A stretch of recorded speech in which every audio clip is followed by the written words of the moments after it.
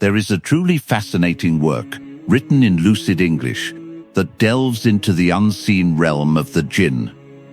The World of the Jinn by Sheikh Umar al-Ashqar stands out as one of the most thorough and well-researched treatments of this subject available in the language, and it is often cited as one of the most comprehensive explorations of the Jinn that one can encounter.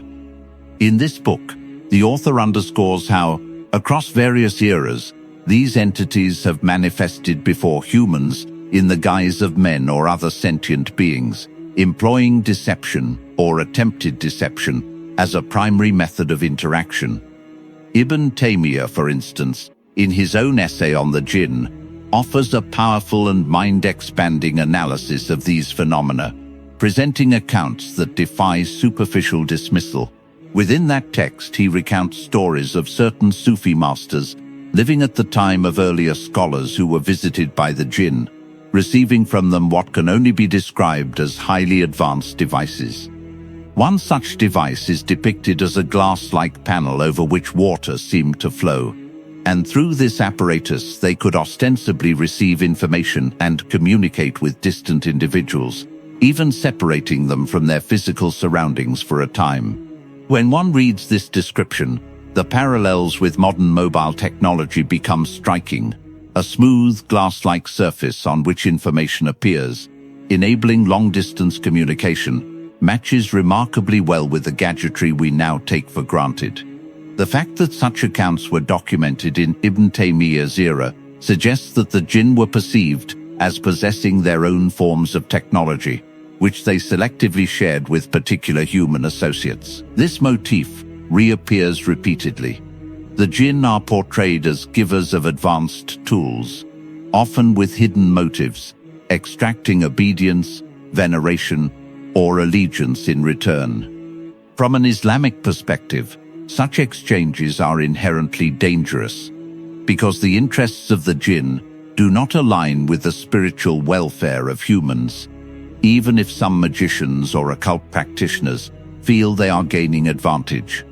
In the end, those who rely on such aid are led away from divine guidance and ultimately lose far more than they gain. Alongside these devices, the Jinn are also described as appearing to the disciples of certain sheikhs, sometimes taking the form of the sheikh himself, flying through the air, rescuing them from peril, and then returning to their master to confirm the intervention.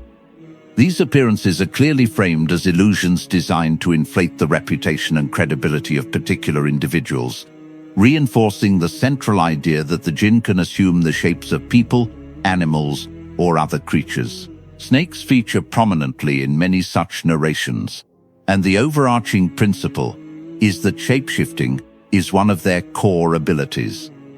The Jinn can appear in tangible, physical forms, adopting the likeness of known individuals or beasts, and they can move through the world in ways that seem to defy ordinary physical constraints.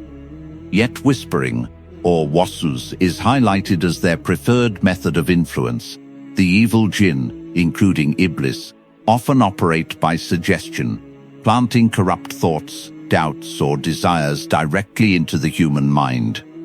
This subtle internal assault is more common than overt appearances, but visible manifestations still occur, especially when the intent is to mislead, intimidate, or impress. In the time of Sulaiman, peace be upon him, the Quran describes how Allah granted him authority over the Jinn, and how they were designated as builders and divers, craftsmen of architecture, and underwater engineering.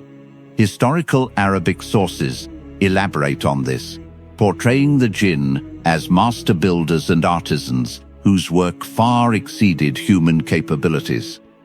Swords attributed to them, for example, were said to possess extraordinary qualities, unbreakable, razor-sharp, and imbued with almost supernatural durability.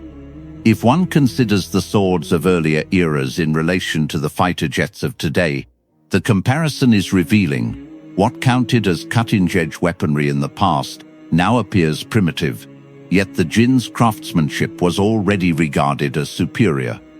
This suggests that the Jinn's technological or craft-based capabilities may, in many respects, outstrip our own. The device given to the Sufi sheikhs in Ibn Taymiyyah's account is another illustration of this pattern, some form of jinn-made apparatus, perhaps operating through mechanisms beyond our current understanding. Whether these objects are constructed directly by the jinn, or whether the jinn themselves are able to inhabit inanimate objects, we cannot say with certainty. Only Allah has ultimate knowledge. However, the conceptual possibility exists that the jinn can fabricate tools, vehicles, or devices that interface with our world, and that they have historically outpaced human ingenuity in certain domains. From the construction projects credited to Suleiman's era to the astonishing artifacts described in later Arab histories, the evidence points to a recurring theme. The jinn seem to possess techniques and skills that surpass contemporary human capability. Extrapolating this to the present day, it is not unreasonable to suggest that the jinn may still outstrip us in technological sophistication, even if their methods remain hidden from mainstream scrutiny.